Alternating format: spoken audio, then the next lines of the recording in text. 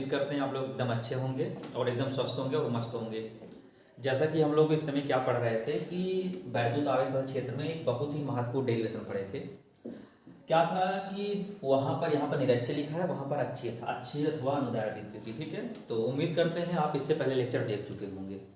हाँ, यदि लेक्चर आप लोग देखे होंगे तब ये वाला जो आज का ये डेरिवेशन है ये भी आपके लिए बहुत ही ज़्यादा इंपॉर्टेंट है। ठीक है, तो इसमें आपको कहीं पर भी प्रॉब्लम नहीं आएगी जब वो वाला वीडियो देखे होंगे तब। ठीक, जस्ट थोड़ा सा डिफरेंस है। डिफरेंस ये है कि उसमें अक्ष पर हम लोग कोई बिंदु पी लेते थे, इसमें क्या करेंगे, इसके विषुवत तल में यानी कि हम लोग निरक्ष पर कोई बिंदु ले लेंगे और हम लोग क्या करेंगे, इसका निगमन कर देंगे। ठीक है, तो चलते हैं विधिवत लाजवाब तरीके से। देखिए बिल्कुल ही आसान तरीके, बहुत ही छोटा, बात समझ में आ रहा है ना, इसलिए बहुत ही आसान तरीके, बहुत ही छोटा कॉन्सेप्ट के साथ आपको यहाँ पर पूरा समझा दिया जाएगा। ठीक है, तो चलते हैं, ध्यान दीजिएगा। चित्र वही देखो, थोड़ा सा हल्का फुल्का, यानी कैसा है, वहाँ पर अक्ष था, यहाँ पर कैसा है, निरक्ष है। ठीक है, तो यहाँ पर क्या था, मैं चित्र बनाता हूँ यहाँ से, क्योंकि चित्र का ही लॉजिक है यहाँ पर। ठीक है, तो यहाँ पर माइनस क्यू है और ये क्या बना, प्लस क्यू है। ठीक है, दो बिंदु आवेश है, एक माइनस क्यू है, एक प्लस क्यू है, और इनकी कुल दूरी कितनी है हम लोग जानते हैं, कितनी होती है, 2L होती है। ठीक है, दो बिंदु आवेश हो गए, एक माइनस क्यू हो गया, एक प्लस क्यू हो गया, जो एक दूसरे से कितनी दूरी पर स्थित है, 2L दूरी पर। ठीक है, अब यहाँ पर इसके मध्य बिंदु क्या हो गया, O मान ली, क्या मध्य बिंदु मान ली, O। ठीक, जब ये O हो गया तो यहाँ से लेकर यहाँ तक दूरी क्या हो जाएगी, देखो ये 2L है, तो आधा यानी कि ये L हो जाएगी, ये भी क्या हो जाएगी, हमारी L हो जाएगी। यहाँ तक तो चित्र हम लोग वही पुराने वाला बना है। ठीक है, फिर उसके बाद क्या कहते हैं, ऐसे डैश डैश बढ़ा कर यहाँ बिंदु P रख दिए थे। ठीक ना, तो देखिए अगर आपके लिए नया लेक्चर होगा, यानी आपके लिए निरक्षीय स्थिति पहला लेक्चर होगा, तो आप इससे पहले अच्छे देख लीजिए, जिससे आपको विधिवत तरीका समझ में आ जाएगा। ठीक है, अब यहाँ पर अक्ष की बात नहीं करा, किसके, निरक्ष की बात। निरक्ष आपको बताया गया था, यहाँ पर मान लेते हैं ये इसका निरक्ष है, ये क्या, ये निरक्ष, ये जो ऐसे होता है ये निरक्ष होता है। ठीक है, यहाँ पर एक बिंदु मान लेते हैं P, क्या मान लेते हैं, बिंदु P मान लेते हैं। O से कितनी दूरी पर है ये, O से स्मॉल r की दूरी पर है। ठीक, O से कितनी दूरी पर है, स्मॉल r की दूरी पर है। देखो ऐसे चित्र दिख रहा है ना, यहाँ पर क्या हुआ, ऐसे डैश डैश करके यहाँ पर बिंदु P रख दिया गया था, जिससे वो अक्ष को डिनोट करता था। यहाँ पर क्या है, निरक्ष। ठीक है, अब करते ये हैं, इनको यहाँ से ऐसे हम लोग क्या करते हैं, मिला देते हैं। ठीक, इनको ऐसे मिला दिया जा रहा है। ठीक, यहाँ तक बात आपको समझ में आ गई होगी। फिर से बता देते हैं, क्या, दो बिंदु आवेश हैं, माइनस क्यू और प्लस क्यू, जो एक दूसरे से कितनी दूरी पर स्थित हैं, 2L की दूरी पर स्थित हैं।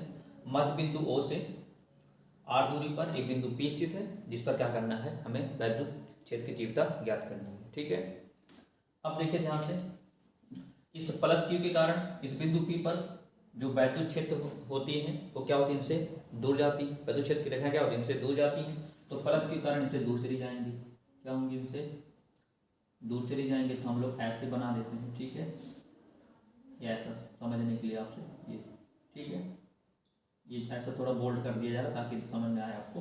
ठीक है, ये क्या, इनसे दूर चली गई, तो किसके कारण यानी प्लस के कारण यहाँ पर वैद्युत क्षेत्र क्या उत्पन्न हो जाएगा, E प्लस Q उत्पन्न हो जाएगा। ठीक है, इस माइनस के कारण क्या होती है, वैद्युत क्षेत्र रेखा जो होती है यानी बिंदु P पर ये क्या होती है, माइनस के कारण इसकी तरफ होंगे, या क्या होगा, आप लोग जानते हो प्लस Q के कारण वैद्युत क्षेत्र रेखाएं दूर भागती हैं और माइनस के कारण उसके पास आती हैं। तो क्या करेंगे, हम लोग इसको इसके पास ले जाएंगे। अब इसको थोड़ा बोल्ड कर दिया जा रहा है, ये ऐसे। ठीक है, चलिए यहाँ तक बात समझ में आ गई।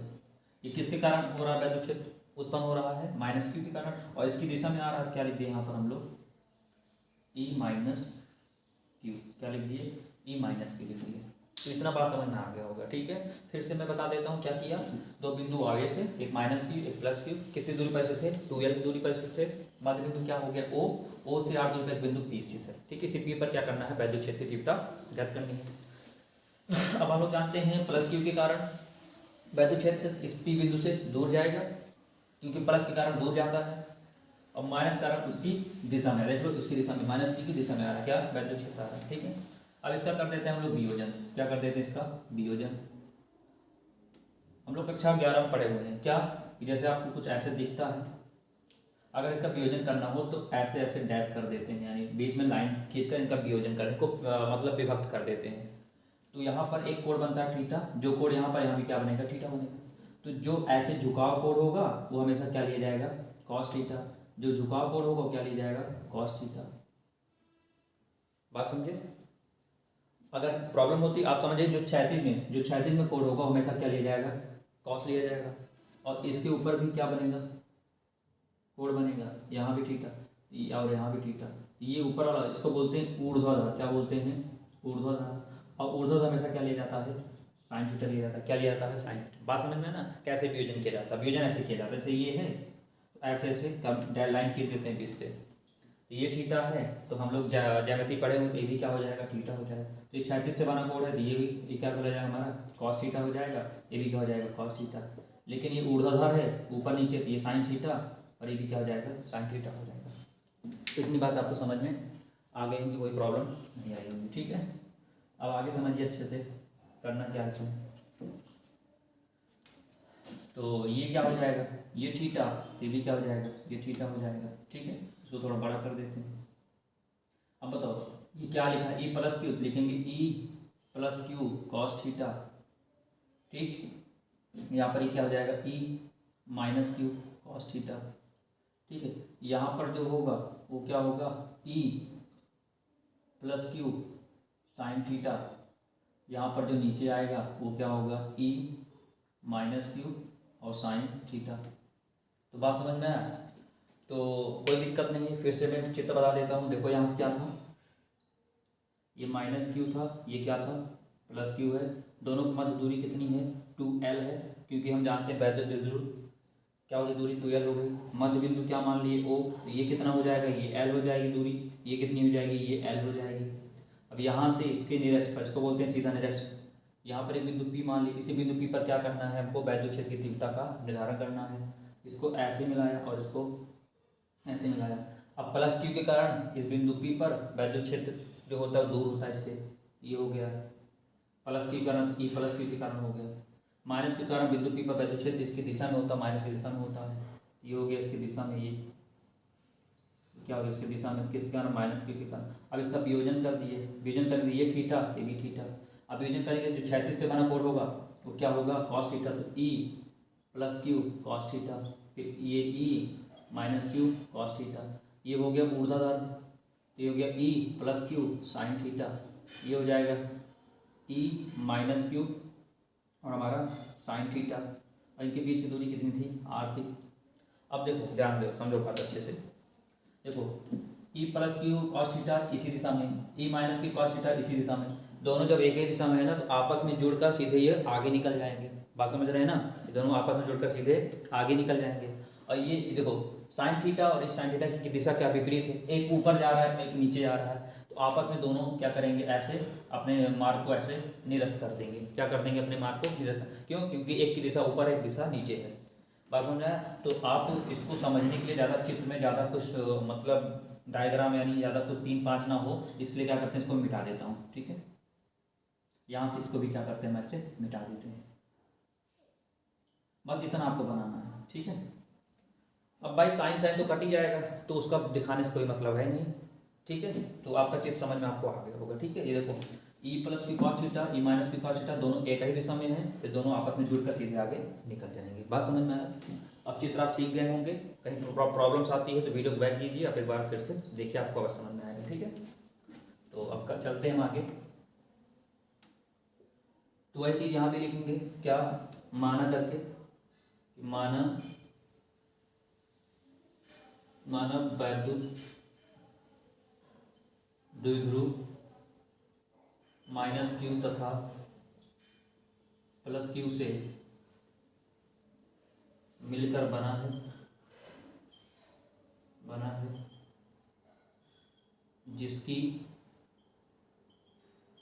जिसकी लंबाई 2l है तथा इसके मध्य बिंदु ओ से स्मॉल आर दूरी पर बिंदु P स्थित है जिस पर वैद्युत क्षेत्र की तीव्रता का निर्धारण करना है। ठीक है, वही भाषा लिख दी गई है। अब हम लोग आगे बढ़ते हैं, कंटिन्यू करते हैं। ठीक है, बात समझिएगा। अब देखिए ध्यान से, यहाँ पर ये दोनों जुड़कर आगे की ओर बढ़ जाएंगे। इनकी कुल टोटल तीव्रता निकाल लेते। क्या निकालते हैं? कुल टोटल तीव्रता निकाल लेते हैं। ठीक है, अच्छा ध्यान दीजिएगा। कुल टोटल तीव्रता निकालने के लिए एक काम करते हैं। देखो इसको ऐसे अंदर लिख दिया जा रहा है E-Q। ठीक है, अब देखो कुल तीव्रता निकालने के लिए पहले एक काम करते हैं, बात समझिए।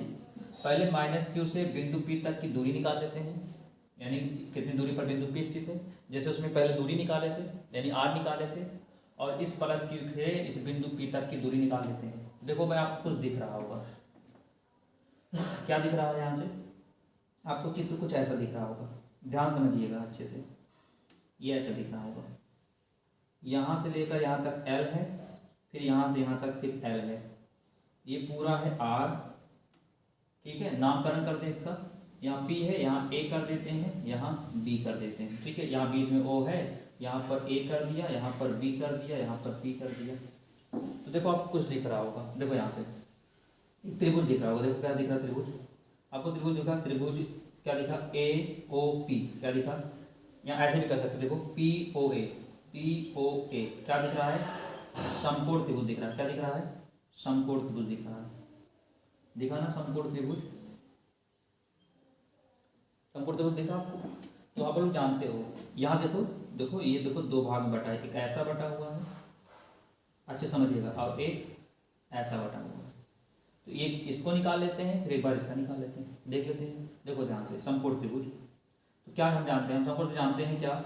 यहाँ जानते हैं पाइथागोरस थ्योरम। क्या जानते हैं? पाइथागोरस जानते हैं, थ्योरम यानी प्रमेय। पाइथागोरस प्रमेय क्या होती है? हम जानते हैं कर्ण का स्क्वायर बराबर लंब का स्क्वायर और प्लस आधार का। कर्ण कितना है? कर्ण है AP, तो हो गया AP का स्क्वायर। लंब कितना है? देखो लंब कितना है? R। देखो लंब कितना R है, तो R का स्क्वायर, और आधार कितना है? L, तो L का स्क्वायर। ठीक, लेकिन हमको क्या निकालना है? हमको केवल AP निकालना, हमको केवल कर्ण निकालना है। क्या निकालना है? केवल कर्ण निकालना है। तो AP छोड़ दिया ऐसे, इधर स्क्वायर है, जब बराबर कुछ ज़्यादा क्या बन जाता है? √R² और प्लस L²। तो बात समझ में है? अब आप सोच रहे हैं सर यहाँ पर पाइथागोरस क्यों लगा है? तो हम लोग सब जानते हैं क्या, कि अगर आधार दिया हो, लंब दिया हो, तो क्या निकाल लेते हैं? कर्ण निकाल लेते हैं। तो अब बताओ कर्ण कितना निकल गया? यहाँ पर मान लिख देते हैं, कर्ण कितना निकला? इसका कर्ण निकला √R² और प्लस L²। ठीक, ये निकला। अच्छा, अब इधर की दूरी पूछें +Q से बिंदु P तक, तो जाहिर सी बात फिर से चेक करो।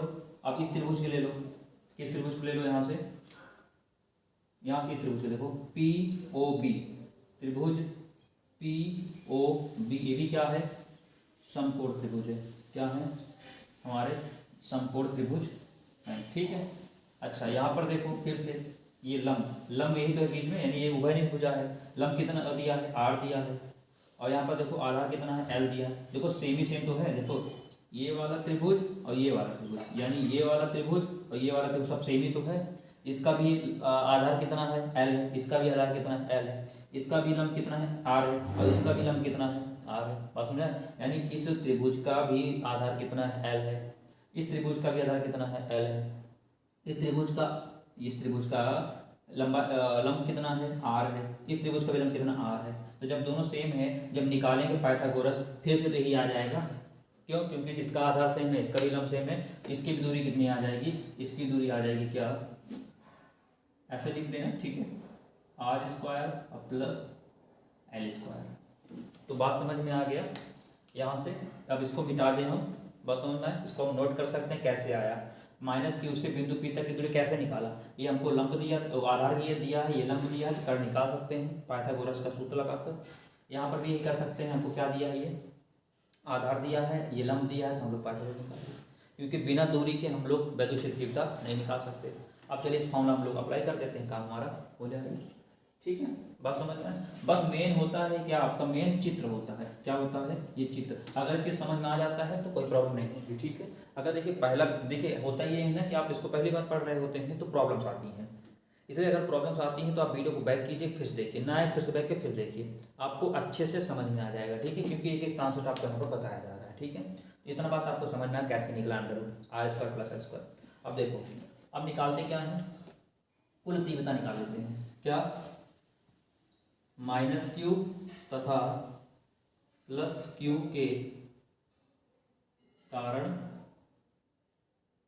बिंदु पी पर कुल तीव्रता निकाल लेते हैं। कुल वैद्युत क्षेत्र की तीव्रता, कुल वैद्युत क्षेत्र की तीव्रता, तो यहाँ लिख दिया ई बराबर, अभी आपको बताया गया ये दोनों आपस में जुड़कर है, सीधे निकल जाएंगे आगे की तरफ, तो ई बराबर कितना हो जाएगा, E plus Q cos theta, फिर plus E minus Q cos theta.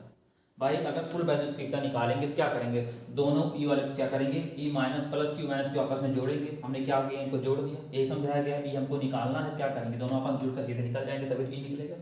अच्छा, यहाँ पर देखिए एक चीज हम लोग समझते हैं, इस माइनस क्यू के कारण बिंदु पी पर, अब देखो ध्यान समझना अच्छे से, इस माइनस के कारण जो बिंदु पी पर जो दूरी निकली, क्या निकली, under root R square plus L square. बात समझ में आया?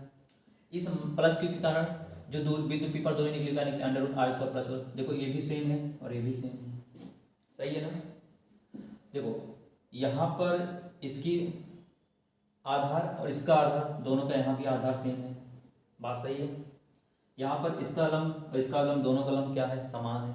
तो इससे ये हम पता चलता है कि यहाँ पर जो ई माइनस क्यू है और बराबर जो ई प्लस क्यू है, दोनों आपस में क्या है, बराबर है। क्यों बराबर है, क्योंकि दूरी भी समान आ रही है, लंब भी समान आ रहा है और इसका आधार भी समान आ रहा है। जब तीनों चीज समान होता तो हम लोग बोलते हैं क्या, ये समरूप बोलते हैं, समान रूप वाला। बस समझ आ रहा है ना इनको, यानी हम त्रिभुज क्या बोलते हैं कि त्रिभुज क्या है, दोनों आपस में समान है। क्यों, क्योंकि इसकी लंबाई आर है भी, इसकी लंबाई भी आर है, यानी क्या लंब भी सेम है। इनकी दूरी कितना, ये सेम है, इनकी दूरी भी कितनी सेम है। इनका आधार कितना है, एल है, इनका आधार कितना है, एल है, तो दोनों का समान है। यानी प्लस माइनस क्यू कारण चाहे देखें चाहे प्लस क्यू कारण देखें, सब कुछ क्या है, समान है। तो यहाँ पर हम कह सकते हैं कि ई माइनस क्यू बराबर ई प्लस क्यू। इन दोनों को क्या लिख देंगे, हम डायरेक्ट क्या लिख देंगे, ई लिख देंगे। क्या लिख देंगे, डायरेक्ट ई लिख देंगे। ठीक है, ना हम ई माइनस क्यू लिखेंगे ना हम ई प्लस क्यू लिखेंगे, क्योंकि दोनों आपस बराबर है, इसलिए सीधे हम लोग, जब दोनों आपस बराबर होता है, जब दोनों आपस बराबर होता है तो इनके साथ क्या लिख दिया जाता है, ई लिख दिया जाता है। बात समझ में आया? चलिए, जैसे मान लो अभी मैं कहूँ यहाँ से P1 बराबर है किसके, P2 के, तो हम ना P1 लिखेंगे ना P2 लिखेंगे, हम डायरेक्ट क्या लिख देंगे, केवल P लिख देंगे। बात समझ आया ना। अगर कह दूँ A1 बराबर है किसके, A2 के, तो हम ना A1 लिखेंगे ना A2 लिखेंगे, क्या लिख देंगे, इसके स्थान पर A लिख देंगे। बात क्लियर समझ में आ गई ना। चलिए, तो यहाँ लिख देते हैं E बराबर, इसके स्थान पर क्या लिख देंगे, E cos थीटा, इसके स्थान लिख देंगे E cos थीटा, तो हो जाएगा E बराबर एक ई कितना हुआ, 2E cos थीटा। ठीक है, तो E बराबर 2। अब देखो E का मान हम लोग पढ़े हुए हैं, E का मान हम लोग बहुत अच्छे से पढ़े हुए हैं। ठीक है, E का मान हम लोग पढ़े हैं क्या, E बराबर होता क्या है, के क्यू अपॉन आर स्क्वायर। हम यही तो पढ़े हैं K का मान, तो यहाँ पर रख देते हैं वैल्यू K की, E की वैल्यू रख देते हैं यहाँ से, कितना है, के क्यू अपॉन आर स्क्वायर। यहाँ से रखते हैं E का मान के क्यू अपॉन आर। अब आर स्क्वायर नहीं लिखेंगे, यहाँ पर आर स्क्वायर नहीं लिखेंगे, क्यों, क्योंकि आर दूरी है ना, और दूरी किसके, जो बिंदु आवेश होता है उससे जो बिंदु P माने रहते हैं उसके बीच की दूरी होती है ना। अब बताओ यहाँ दूरी कितनी है, जब चाहे माइनस की से देखो चाहे प्लस की, दूरी क्या दोनों की समान है। तो यहाँ पर दूरी क्या लिख देंगे, आर के स्थान में क्या लिख देंगे, लिख देंगे under root R square plus L square, ऐसा ब्रेकर लगाते हैं, लगा क्या है, स्क्वायर क्या लगा दिया, स्क्वायर, फिर इनटू, अब यहाँ पर है क्या, cos थीटा। अच्छा, cos थीटा कैसे निकालते हैं, हम जानते हैं क्या, जानते हैं कॉस थीटा होता है क्या, आप लोग पढ़े हो क्या होता है, आधार बटे कण। क्या होता है, आधार बटे कण। आप लोग कक्षा 10 में पढ़े होंगे लाल बटे कक्का त्रिकोणमिति में, तो आधार बटे कण होता है।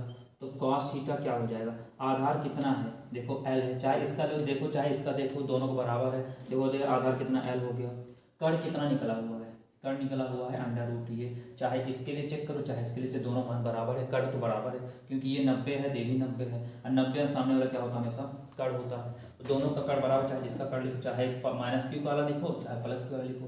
क्या लिखे, कण कितना हो गया under root R square plus L square. तो हमारा किसका मान आ गया, ये आ हमारा कॉस थीटा। अब यही कॉस थीटा मान उठा के यहाँ पर रख देते हैं, ठीक है। तो एल अपॉन क्या हो गया under root R square plus L square. तो देखो बिल्कुल घबराने की आवश्यकता नहीं है, ठीक है ना, बिल्कुल निश्चिंत रहिए, ठीक है। मैं फिर से बता दूंगा, परेशान बिल्कुल ना हो, लगातार आप लोग एकदम कॉन्सेप्ट के साथ लगातार कंसंट्रेट होकर पढ़िए बस, ठीक। अब करते ये हैं, ध्यान दीजिएगा, यहाँ पर ई बराबर, यहाँ पर देखिए 2k/q/l क्या हो गया 2k/q/l, ये क्यू है, ठीक है, अपॉन, अब देखो ये स्क्वायर से अंडर रूट क्या होगा कट जाता है, स्क्वायर से अंडर रूट कट के बचा क्या आर स्क्वायर अब प्लस एल स्क्वायर, और यहाँ क्या बचा under root R square plus L square, ठीक है। तो अब यहाँ पर कंटिन्यू करते हैं, ठीक। चलिए अब देखिए यहाँ पर कुछ दिख रहा होगा आपको नीचे, क्या दिख रहा है, ई बराबर 2ql को एक साथ लिख देते हैं ql, और k को लिख देते हैं बाद में। अब देखो फिर यहाँ पर कुछ दिखा, जैसे इनको देखो ये दोनों सेम सेम दिख रहा है आपको, ये दोनों सेम सेम दिख रहा है, तो मान लो इसको पूरा मैं मान लिया ए, क्या मान लिया मैं ए मान लिया, इसको ए भी सेम सेम है तो इसको भी अगर ए माने तो इसको भी ए मानेंगे, यहाँ मान लिए ए अलग क्या है अंडर रूट, देखो वही तो है, ए भी ए सेम सेम चीज़ें हैं, ये हो गया ए और दूसरा हो गया ए, ठीक है। तो ए और ए को क्या देखो यहाँ पर अंडर रूट का मतलब होता है घात 1/2, ठीक है, और दोनों आपस में क्या है देखो कुछ नहीं होता, निशान कुछ नहीं होता तो गुणा को होता है, तो यहाँ पर मान लेते हैं एक, क्या मान लेते हैं एक मान लेते हैं, और गुणा में घातें क्या होती हैं जुड़ जाती हैं, तो कितना हो जाएगा ए, यहाँ देखो करोगे तो 1/2, ये तो होगा 1 + 1/2, ठीक, तो हो जाएगा ए 2 × 2 1 3/2, बात समझ में आया ना। तो ऐसे यहाँ भी है क्या कि R square plus L square, और इसको क्या लिख सकते हैं R square plus L square की घात क्या लिख देंगे 1/2। अब देखो दोनों सेम है, बीच में कुछ नहीं है तो गुणा होता है, यहाँ पर एक है, तो देखो वही कंडीशन हो गई ना, यहाँ पर पूरा फुलफिल हो गई पूरी कंडीशन, क्या यहाँ पर एक की घात ए फिर एक की घात 1/2, तो ये आपस में क्या होगी घातें जुड़ जाएंगी, जब घातें जुड़ जाएंगे तो ई बराबर कितना हो जाएगा 2ql k अपॉन, अब देखो ये दोनों सेम है तो 2 × 2 2 1 3/2, तो R square plus L square की पावर कितनी हो जाएगी 3/2, ठीक है। अब यहाँ पर कंटिन्यू करते हैं, अब देखो ई बराबर, अब देखो इसको हम लोग जानते हैं, ये वाला हिस्सा जानते हैं क्या होता है 2ql क्या होता है p होता है, क्या होता है p, यहाँ लिखा p, क्या लिखा k, इसको लिख दिया k अपॉन। अब देखो अभी कल ही आपको समझाया था R square plus L square दिखेगा आपको, R square plus L square दिखेगा आपको, तो उसके स्थान पर क्या लिख देंगे हम लोग आर लिख देंगे, क्यों, क्योंकि द्विध्रुव अल्प समीप होने के कारण R square plus L square R की तुलना में क्या होता है बहुत छोटा होता है, इसलिए इसके स्थान पर हम लोग क्या लिख देंगे केवल आर लिख देंगे, स्क्वायर है तो स्क्वायर लिख देंगे। बात समझ में आया, नहीं समझ में आता है तो आप वीडियो को, इससे पहले वाला वीडियो जो बन चुका उसको आप देखेंगे, वहाँ पर समझाया गया अच्छे तरीके से, क्या कि यहाँ पर R square plus L square है ना, यहाँ पर तो R square plus L square क्या है ये बहुत छोटा है, किससे आर से, लेकिन स्क्वायर लगा तो यहाँ क्या लगा देंगे स्क्वायर लगा देंगे, क्यों, क्योंकि हम जानते हैं वैद्युत द्विध्रुव बहुत ही अल्प दूरी पर स्थित होते हैं, क्या होते हैं बहुत अल्प दूरी पर स्थित होते हैं, जिसके कारण क्या होता है कि R square plus L square, क्योंकि हमको अगर इसकी लंबाई निकालना है तो इसमें देखो कुछ आर ऐड कर रहे हैं, इसके लिए इससे मतलब ये पता चलता है कि आर क्या है वो सॉरी एल क्या है बहुत छोटा है, तो उसके केस में आपको सिखाया गया था कि R square plus L square होगा तो उसके स्थान क्या लिख देंगे आर स्क्वायर। अगर आर प्लस एल होगा तो इसके स्थान पर क्या लिख देंगे हम लोग, केवल आर लिख देंगे। इसका मतलब क्या है, जो ऐसे ऐसे दिख रहा है इसका मतलब ये है कि जिसके तरफ मुंह खुला होता है वो बड़ा होता है, जिसके तरफ बंद होता है वो छोटा होता है। यानी आर स्क्वायर प्लस स्क्वायर बहुत ही छोटा है किसकी तुलना में, आर स्क्वायर, क्योंकि आर स्क्वायर तरफ मुंह खुला है और बहुत बार दिखा दिया गया, इसका मतलब आर स्क्वायर सबसे बड़ा होगा। तो इसके स्थान पर हम लोग क्या लिख देंगे, आर स्क्वायर लिख देंगे। अब बार क्या लिखा है, 3/2 लिखा है, तो 2 से 2 क्या हुआ, कैंसिल हो गया। ई बराबर के का मान कितना होता है, 1/4πε0 होता है। यहाँ पर पी हो गया। अब देखो यहाँ बचा आर, अब देखो बचा घात 3, क्या लिख दिया, घात 3 न्यूटन प्रति कूलम। ये निकल गया हमारा किसके लिए, ये निकल गया हमारा निरक्षी के लिए। ठीक है, तो एक बार मैं फिर से बता देता हूँ कैसे करना है। ये -q था, ये +q था, दोनों की मध्य दूरी कितनी 2l थी। मध्य बिंदु O मान लिया गया है, O से r दूरी पर बिंदु P स्थित है। इस बिंदु P पर क्या करना है, हमें वैद्युत क्षेत्र की तीव्रता का निर्धारण करना है। ठीक है, अब +q के कारण बिंदु P पर जो वैद्युत क्षेत्र होगा वो उनसे दूर जाएगा, -q के कारण बिंदु P पर वैद्युत क्षेत्र क्या होगा, इसके पास आएगा।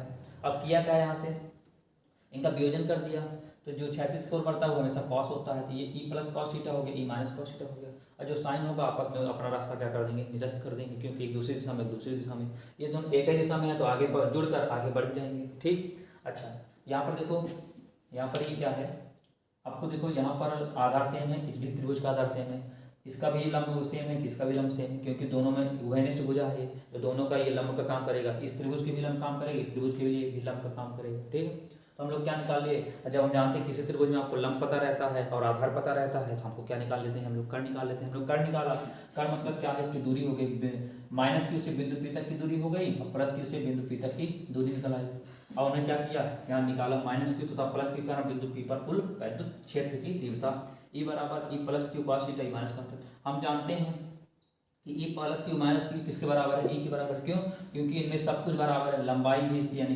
इसका लंब भी बराबर है, आधार बराबर है, कर्ण भी बराबर है। तो यहाँ E - q E + q क्या लिख देंगे, इसके स्थान लिख देंगे E लिख देंगे। ठीक है, यहाँ देखो इसके स्थान E लिखा cos थीटा + E लिखा cos theta, 1 E cos theta 1 E cos theta 2 E cos theta, फिर 2 E का मान क्या होता है, KQ/r²। r मतलब क्या होता है, जिस आवेश से बिंदु P की दूरी देखना होती है उसको आवेश उसको उसकी दूरी कहते हैं। ठीक है, दूरी कितनी हो गई, -q से बिंदु P तक जाएगा देखो, चाहे +q से बिंदु P तक देखो, दोनों दूरी क्या है, समान है, 2 ही लिख दिया था ना। फिर लगाया देखो, स्क्वायर लगा तो स्क्वायर लगा दिया।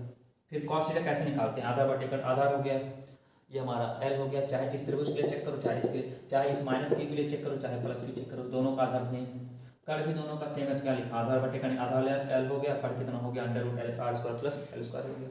इसके उठा के यहाँ रख दिया, अभी 2 से 2 अंडर रूट मतलब क्या है, बटे 2 और 2 और 2 क्या हो जाएगा, आपस में कट जाएगा, बचेगा इतना। अब देखो यहाँ से इसका मान होता है अंडर का मतलब होता है 1/2, ये दोनों सेम है, यहाँ पर घात मान लेते हैं 1 है, तो घात आपस में क्या होती है, गुणा में जुड़ जाती है, तो 2 × 9 2 2 1 3 3/2 हो गया। अब इसका मान क्या होता है, P होता है, यहाँ लिखा क्या है KP मान, बचा r² + L² 3/2। अब इसके स्थान पर हम आपको बताएं, अगर r² L² कहीं पर भी दिखता है उसके स्थान पर क्या लिख देंगे, हम लोग r लिख देते हैं, और स्क्वायर लगा है तो क्या लगा देंगे, r², स्क्वायर से स्क्वायर खत्म हो गया, बचा क्या, r³ बच गया। ये हमारा फाइनल इसका डेरिवेशन का आंसर आ गया। ठीक है, तो उम्मीद करते हैं आपको समझ में हंस रहा होगा। कहीं पर प्रॉब्लम्स आती है तो आप बिना संकोच किए कमेंट करिए, ठीक है, ताकि हम आपके कमेंट को देखें, आपके डाउट्स को क्लियर कर सकें। तो मैं ऐसे ही लगातार अच्छे अच्छे कांसेप्ट के साथ वीडियो लगातार आपके पास पहुंचाते रहेंगे। ठीक है, तो हम कल मिलते हैं, इसके आगे चर्चा करेंगे, तब तक के लिए।